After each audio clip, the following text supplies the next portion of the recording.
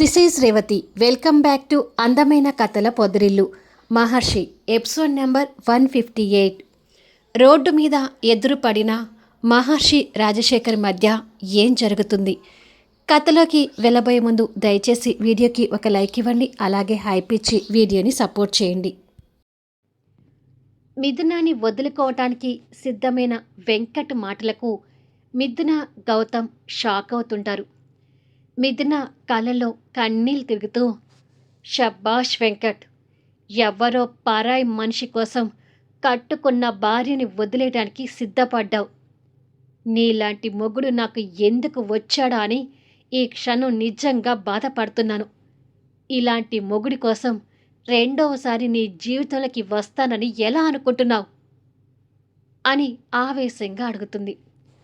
తొందరపడకు మిథున, మా మాట వినమ్మా అని మహర్షి అడ్డు చెప్పబోతుండగా, నువ్వు మాట్లాడకు. నీ వల్లే ఇప్పుడు నా సంసారం ముక్కలవుతుంది. మా ఇంట్లో అందరి మనసులతో ఆడుకుంటూ నువ్వు ప్రతిసారి గెలుస్తూనే వస్తున్నావు మహర్షి అంటుంది మిథున. సార్ ప్లీజ్, ఇక వాళ్ళు ఎంత చెప్పినా వినే రకాలు కాదు. మా వైవాహిక జీవితం 3 రోజుల ముచ్చటే అని మా జాతకాలు రాసినప్పుడు ఇక చేసేది ఏమీ లేదు అంటాడు వెంకట్. ఇంకా ఎందుకమ్మా వీళ్ళతోటి మాటలు, పద వెళ్దాం అని గౌతమ్ అందర్నీ కోపంగా చూస్తూ చెల్లెలు భుజం చుట్టూ చేయి వేసి తీసుకొని వెళ్తుంటాడు. కానీ తులసి తట్టుకోలేక, అమ్మ మిథున, నువ్వు మా ఇంటికి మహాలక్ష్మమ్మ, పైగా కడుపుతో ఉన్నావు. ఇలాంటి టైంలో నీ భర్తని వదిలి వెళ్ళటం మంచిది కాదమ్మా అంటూ తులసి వాళ్ళ దారికి అడ్డుపడుతుంది.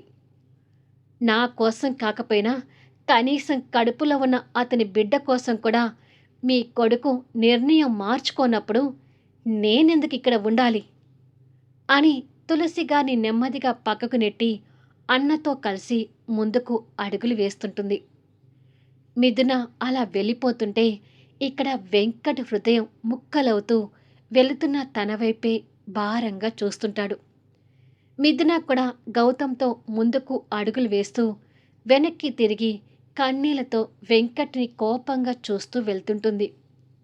వాళ్ళ బంధం దూరం కావడానికి కారణమైన మహర్షి నిలువెల్లా కృంగిపోతుంటాడు. మీ కుటుంబానికి నేనే దూరమై ఉంటే పోయేది కదా బెనర్జీ గారు అంటాడు మహర్షి. ప్లీజ్ సార్, మీరు అలా మాట్లాడి మమ్మల్ని ఇంకా బాధ పెట్టాలని చూడకండి. మా జీవితం ఎలా ఉంటే అలా సాగిపోతుంది.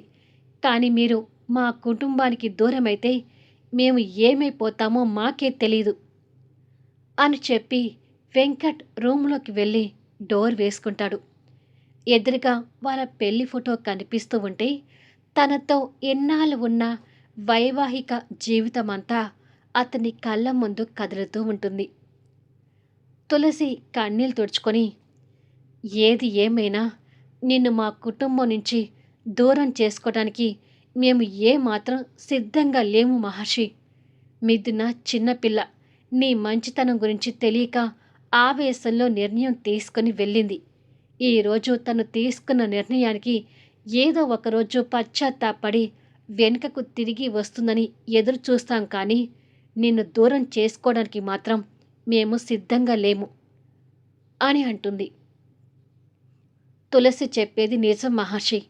మిథున ఎప్పటికైనా మళ్ళీ మా కుటుంబంలోకి వస్తుందని మాకు పూర్తి నమ్మకం ఉంది.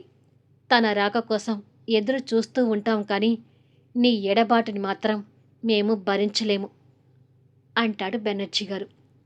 కానీ మహర్షి, రెండవసారి నా జీవితంలోకి రావటానికి ఛాన్స్ లేదు అని మిథునకి వెంకట్ చెప్పిన మాటల్ని గుర్తు చేసుకుంటూ, వెంకట్ హృదయం ఎంతలా ముక్కలయ్యుంటే అలా అని ఉంటాడు అని అనుకుంటాడు.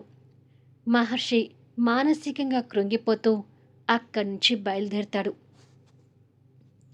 మిథున కన్నీళ్ళు పెట్టుకుంటూ కూర్చుంటే గౌతమ్ అక్కడ జరిగిందంతా తల్లిదండ్రులకి చెప్తుంటాడు. అది విని రాజశేఖర్, సుచరిత షాక్ అవుతుంటే పక్కన ఉన్న వర్ష మాత్రం సంతోషపడుతూ, అబ్బా, ఈ మధ్య మాకేంటి ఇంత బాగా కలిసొస్తుంది అని అనుకుంటుంది. ఏంటండి అతని అరాచకం? అతని వల్ల మనం ఇలా జీవితాంతం సమస్యలు అనుభవిస్తూనే ఉండాలా? మిథున ఒక ఆడపిల్ల అని కూడా చూడకుండా తన మీద కూడా అతను కక్ష తీర్చుకున్నాడు అంటే అతనికసలు మానవత్వం అనేది ఉందా?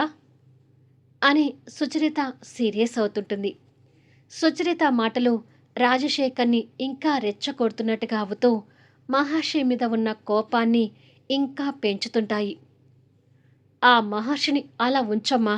అసలు బెనర్జీ గారి ఫ్యామిలీ మెంబర్స్ బుద్ధి ఎటుపోతుందో తెలియడం లేదు. ఆ మహర్షి వాళ్ళని వదులుకుంటానన్నా ముందు మీ ప్రాణ స్నేహితుడు బెనర్జీ ఆ మహర్షిని వదులుకోవటానికి సిద్ధంగా లేడు నాన్నా. అలాంటి మనుషుల మధ్య నా చెల్లెలు ఉండాల్సిన అవసరం లేదని తనని తీసుకొని వచ్చాను అంటాడు గౌతమ్. స్నేహితుడు కూడా తనకి ద్రోహం చేస్తున్నాడని ఉద్దేశంతో రాజశేఖర్‌కి బెనర్జీ గారి మీద కూడా కోపం వస్తుంటుంది. కూతురు కన్నీళ్లు పెట్టుకుంటూ ఏడుస్తుంటే ఆయన మనసు తల్లడిల్లిపోతుంది. బెనర్జీ గారి ఇంటి నుంచి బయలుదేరిన మహర్షి జరిగిన పరిణామాలు గుర్తు తెచ్చుకుంటూ కార్ డ్రైవ్ చేస్తూ వెళ్తుంటే దారికి అడ్డుగా సడన్‌గా ఒక కారు వచ్చి ఆగుతుంది. దాంతో మహర్షి సడన్ బ్రేక్ వేసి ఆ కారు వైపు చూసేసరికి రాజశేఖర్ ఆవేశంతో కారు దిగి వస్తుంటాడు. ఆయన ఆవేశం అర్థం చేసుకున్న మహర్షి కూడా కారు దిగుతాడు. దగ్గరికి వచ్చిన రాజశేఖర్ ఈసారి ఏకంగా మహర్షిని కొట్టడానికి చెయ్యెత్తుతాడు. ఆ చెయ్యి గాలిలో ఉండగానే మహర్షి అంతకంటే ఆవేశంతో ఆయన చెయ్యిని పట్టుకొని ఆపుతాడు. మహర్షి ఆయన మీద ఎంత కోపంగా ఉన్నాడు అనేది రాజశేఖర్ చెయ్యిని బిగిస్తున్న విధానంలో తెలుస్తుంటుంది. మహర్షి పట్టుకున్న ఒత్తిడికి రాజశేఖర్ చెయ్యి నొప్పిగా అనిపిస్తూ ఉంటే కొన్ని క్షణాలకి మహర్షి అతని చెయ్యిని కిందికి విసిరి కొడతాడు. రాజశేఖర్ ఇంకా కోపం తెచ్చుకుంటూ మహర్షి వైపు చూస్తుంటే, మీకు ఆవేశం తప్ప ఆలోచన ఉండదని నాకు ఎప్పుడో తెలిసింది అంటాడు మహర్షి. ఏం మాట్లాడుతున్నావు నువ్వు? నేను ఏం తప్పు చేశామని మా కుటుంబం వెంట ఇలా పడుతున్నావు అని అడుగుతాడు రాజశేఖర్. ఏం తప్పు చేశారో మీకు తెలీదా అని మహర్షి మనసులో దహించి వేస్తున్న సంఘటనలకి నిప్పులు కక్కుతున్న కళ్ళతో అడుగుతాడు. అంటే మీ అమ్మ ఎలాంటిదైనా తనని పెళ్లి చేసుకుని ఉంటే నీ దృష్టిలో నేను మంచివాణ్ణి అయ్యుండేవాణ్ణి. తన బుద్ధి ఏంటో తెలిసాక తనని వదిలేశాను కాబట్టి నీ దృష్టిలో నేను దుర్మార్గుని అయ్యాను కదా అని అడుగుతాడు. మా అమ్మని పెళ్లి చేసుకోవటం కాదు, ఆ రోజు మా అమ్మ చెప్పింది విని ఒక్క క్షణమైనా తనని అర్థం చేసుకుని ఉంటే మా అమ్మ జీవితం నాశనం కాకుండా ఉండేది. కేవలం కేవలం మీ తొందరపాటు, ఆవేశం, అనుమానం మా అమ్మ జీవితాన్ని నిలువున నాశనం చేశాయి. తన జీవితాన్ని నాశనం చేసిన దుర్మార్గులు మీరు. తన చావుకు కారణమైన హంతకులు మీరు. మా అమ్మ విషయంలో చేసిన తప్పేంటో అర్థం చేసుకోకుండా నేను ఏం తప్పు చేశాను అని నన్ను నిలదీయడంలోనే మీ అవివేకం తెలుస్తుంది అంటాడు మహర్షి. ఏయ్, పిచ్చి పిచ్చిగా మాట్లాడకు. మీ అమ్మ దుర్బుద్ధి గురించి నాకు తెలిసేటప్పటికి నువ్వు భూమి మీద పడలేదు. అందుకే ఏది తెలుసుకోకుండా మాట్లాడుతున్నావు. నేనేదో మీ అమ్మకి ద్రోహం చేశానని చెప్పి అడుగడుగునా మా కుటుంబం వెంట రాక్షసుల్లా పడుతున్నావు. చివరికి నా కూతురి జీవితం కూడా నీ వల్ల బలైపోయింది. మా మీద ఇంకా ఎంతకాలం ఇలా కక్ష కడతావు? ఎప్పుడు నా మీద నీ పగ చల్లారుతుంది అని అడుగుతాడు రాజశేఖర్. మీ మీద పగ చల్లారడం అనేది ఈ జన్మకు జరగదు రాజశేఖర్ గారు అని మహర్షి కోపంగా ఒత్తి పలుకుతాడు. అంటే ఇలా నా కుటుంబం వెంట పడుతూనే ఉంటావా? నన్నే కాకుండా నా కొడుకు కూతుర్ని కూడా బాధ పెడుతూనే ఉంటావా అని అడుగుతాడు రాజశేఖర్. నువ్వు చేసిన ద్రోహానికి నీ పిల్లల్ని శిక్షించే దుర్మార్గుని కాదు. నాకు నీ మీద తప్ప మీ ఇంట్లో ఎవరి మీద కూడా పగ, ప్రతీకారం లేదు.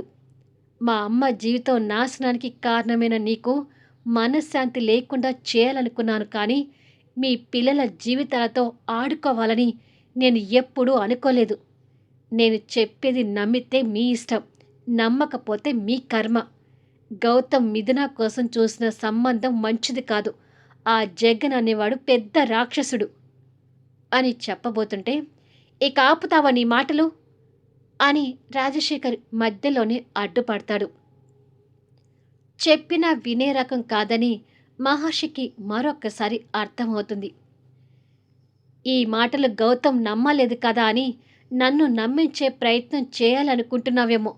నీ వల్ల నెలలు తరబడి హాస్పిటల్ పాలైన వాణ్ణి, చావు అంచుల వరకు వెళ్ళి వచ్చిన వాణ్ణి నిన్ను నమ్ముతానని ఎలా అనుకుంటున్నావు అని అంటాడు. రాజశేఖర్ మాటలకి మహర్షిలో అసహనం కలుగుతుంటుంది. నాతోనే కాదు, నా కొడుకు కూతురు చేత కూడా నువ్వు కన్నీళ్లు పెట్టించావు అంటే నువ్వు నా కుటుంబానికి పట్టిన ఒక రాక్షసుడివి. కానీ మహర్షి, నీ అరాచకాలకి నేను మళ్ళీ కృంగిపోయి హాస్పిటల్ పాలవుతానని అనుకోకు. నేను ధైర్యంగా ఉండే నా పిల్లల్ని ధైర్యంగా ఉంచుతాను. ఇక నీ వల్ల నా కుటుంబానికి ఎలాంటి నష్టం కాకుండా అనుక్షణం కవచంలాగా ఉంటాను. ఇక నువ్వు ఇంతకంటే ఎక్కువ మమ్మల్ని ఏం చేయలేవు. ఒకవేళ ఏదైనా చేయాలి అనుకుంటే నా కుటుంబం కోసం నీ ప్రాణాలు తీయటానికి కూడా వెనకాడను. ఇది చెప్పి వెళ్ళడానికి వచ్చాను అని ఆవేశంగా చెప్పి కార్ దగ్గరికి వెళ్ళిపోతుంటాడు. అతని తొందరపాటు వ్యక్తిత్వం మహర్షికి ఇంకొకసారి తెలుస్తుంటుంది. రాజశేఖర్ గారు మహర్షిని కోపంగా చూస్తూ కార్ స్టార్ట్ చేసుకుని వెళ్ళిపోతాడు. తండ్రి మీద అదే కోపం మహర్షి కళ్ళలో కూడా కనిపిస్తూ ఉంటుంది. వెంకట్ దిగాలుగా కూర్చొని ఉంటే బెనర్జీ గారు, తులసి వెంకట్కి చెరువు పక్కన కూర్చొని ఉంటారు. మిథున లేకుండా ఈ ఇంట్లో ఒక్కడివి ఉండలేవు నాన్నా, మాతో పాటు మన ఇంటికి వచ్చేయి అని అడుగుతుంటారు తల్లిదండ్రులు. వెంకట్కి ఆ ఇంట్లో మిథునతో ఉన్న మధుర జ్ఞాపకాలన్నీ కళ్ళ ముందు కదులుతూ ఉంటాయి. బెనర్జీ గారి ఫోన్ రింగ్ అవుతుంటే జేబులో నుంచి ఫోన్ తీసి చూస్తాడు. స్క్రీన్ మీద రాజశేఖర్ కాలింగ్ అని కనిపిస్తూ ఉంటుంది. అలా ఫోన్లో స్నేహితుడి పేరు చూసి ఎన్నాళ్ళవుతుందో మహర్షి గారి మనసుకు తెలుసు. కానీ జరిగిన పరిస్థితులకి బాధపడుతూనే స్నేహితుడి ఫోన్ లిఫ్ట్ చేసి హలో అని అంటాడు. రాజశేఖర్ ఆవేశంగా కార్ డ్రైవ్ చేసుకుంటూ వస్తూ ఎక్కడ ఉన్నావు బెనర్జీ అని సీరియస్గా అడుగుతాడు. స్నేహితుడి గొంతులో ఆవేశం తెలుస్తున్న బెనర్జీ కాస్త కంగారు పడుతూనే వెంకట్ ఉండే ఇంట్లోనే ఉన్నాను అని చెప్తాడు. నేను వస్తున్నాను, అక్కడే ఉండు అని చెప్పి రాజశేఖర్ ఫోన్ పెట్టేసి ఫాస్ట్గా డ్రైవ్ చేస్తూ వెళ్తుంటాడు. రాజశేఖర్ ఇక్కడికి వస్తున్నాడు, వాడు నా మీద ఏమైనా ఆవేశపడ్డా మీరిద్దరూ తొందరపడకండి అని భార్య కొడుక్కి చెప్తాడు. ఇలా కొద్దిసేపటికి రాజశేఖర్ ఆవేశంగానే ఆ ఇంట్లోకి వస్తాడు. ఆయన రాగానే సోఫాలో కూర్చున్న వెంకట్ మంచితనంతో లేచి నిలబడతాడు. రాజశేఖర్ వాళ్ళ ముగ్గురిని కోపంగా చూస్తూ మీ ముగ్గురికి నా కూతురి కంటే పరాయివాడైన మహర్షిని ఎక్కువైపోయాడా అని ముగ్గురిని ఉద్దేశించి అడుగుతాడు. ఎవరు ఎక్కువ ఎవరు తక్కువ అని కాదన్నయ్యా, మాకు మా ఇంటి కోడలు మిథున అంటే చాలా ఇష్టం అంటుంది తులసి. నా కూతురికి మీరు అంత విలువ ఇచ్చేవారే అయితే ఈరోజు నా కూతురు పుట్టెడు దుఃఖంతో పుట్టింటికి ఎందుకొచ్చి ఉండేది తులసి అని అడుగుతాడు. ఒరే రాజశేఖర్, నువ్వు ఆవేశపడకుండా నిదానంగా ఆలోచిస్తే మన పిల్లల జీవితాల్ని బాగు చేయొచ్చురా అని బెనర్జీ గారు నచ్చ చెప్పే ప్రయత్నం చేస్తుండగా, ఛీ, నువ్వసలు నా స్నేహితుడివేనా? ఆ రోజు నా స్నేహాన్ని దూరం చేసుకొని మహర్షి అని వెళ్ళావు. ఇవాళ అదే మహర్షి కోసం నీ కోడల్ని కూడా కాదు అనుకుంటున్నావు. ఇంత స్వార్థపరుడైన నువ్వు నా స్నేహితుడు ఎలా అయ్యావో అర్థం కావడం లేదు బెనర్జీ అంటూ ఆవేశపడుతుంటాడు. స్నేహితుడు చూపిస్తున్న కోపానికి బెనర్జీ గారి మనసు భారంగా మారుతుంటుంది. నా గురించి, నా కూతురు గురించి కాకపోయినా చివరికి నీ కొడుకు జీవితం గురించి కూడా ఆలోచించకుండా తండ్రి ఎవరో తెలియని ఆ ప్రాస్టిట్యూట్ జీవనకు పుట్టిన ఆ అనామకుడి గురించి నువ్వు ఆలోచిస్తున్నావంటే నిన్ను ఏమనుకోవాలి అని ఇంకా ఆవేశపడుతుంటాడు రాజశేఖర్. రే ఈడియట్! మహర్షి గురించి మాటలు మర్యాదగా రానివ్వు. మహర్షి జన్మ గురించి తప్పుగా మాట్లాడే అర్హత నీకు లేదు అని మొదటిసారి స్నేహితుడి మీద విరుచుకుపడ్డాడు బెనర్జీ. ఆ పరిణామానికి రాజశేఖర్ ఒక్కసారిగా షాక్ అవుతాడు. మహర్షి తల్లి జీవన ఒక ప్రాస్టిట్యూట్ అని తులసికి వెంకటికి కూడా తెలియదు కాబట్టి ఆ మాటల్ని ఆశ్చర్యంగా వింటూ ఉంటారు. ఏమిట్రా గొంతు చించి మాట్లాడుతున్నావు? నేను అన్న దాంట్లో తప్పేముంది? తండ్రి ఎవరో తెలియకుండా పుట్టిన వాళ్ళని అనాముకులే అంటారు అని రాజశేఖర్ ఎదురు తిరుగుతాడు. రేయ్, మహర్షి తండ్రివి నువ్వు అని ఆవేశంలో బెనర్జీ గారు బయటపడబోయి ఆ విషయాన్ని ఎవ్వరికీ చెప్పొద్దు అని ఒక టైంలో మహర్షి బెనర్జీ గారి దగ్గర మాట తీసుకోవటం గుర్తొచ్చి సడన్గా ఆగిపోతాడు. చెప్పరా, అలాంటి దాని కొడుకు కోసం నువ్వెందుకు మమ్మల్ని కూడా వదులుకుంటున్నావు అని రాజశేఖర్ ఆవేశపడుతుంటే, రే ఫూల్, జీవన గురించి కానీ మహర్షి గురించి కానీ మర్యాద తప్పి మాట్లాడితే స్నేహితుడని కూడా చూడకుండా చంపేస్తాను అని బెనర్జీ గారు కూడా ఆవేశపడతాడు. స్నేహితుడి మాటల్లో చంపేస్తాను అనే పదం రాగానే రాజశేఖర్ నిర్ఘాంతపోతుంటాడు. ఇప్పుడు చెప్తున్నాను వినరా, నా కొడుకు జీవితం నాశనమైనా సరే మా కుటుంబం ఎప్పటికీ మహర్షిని దూరం చేసుకోదు. నీ కూతురికి నచ్చ చెప్పి నా ఇంటికి కోడలుగా పంపిస్తావో లేక నీ ఇంట్లోనే ఉంచుకుంటావో పూర్తిగా నీ ఇష్టం. కానీ మేము మాత్రం నీకు నీ కూతురి కంటే మహర్షికి ఎక్కువ విలువ ఇస్తాము. ఇక ఏం చేసుకుంటావో చేసుకోపో అని బెనర్జీ గారు కూడా గట్టిగానే ఎదురు తిరుగుతాడు. మళ్ళీ నెక్స్ట్ వీడియోలో కలుద్దాం. ఇలా ఆవేశంగా వాయిస్ ఓవర్ ఇవ్వాలంటే అసలు బాగా అలసిపోతున్నా, కానీ క్యారెక్టర్లో ఇన్వాల్వ్ అయిపోయి ఆ వాయిస్ అలా వచ్చేస్తుంది. కథ నచ్చితే లైక్ చేయండి, హైప్ ఇవ్వండి, మీ అమూల్యమైన కామెంట్స్ అందచేయండి. Thank you for లీజనింగ్.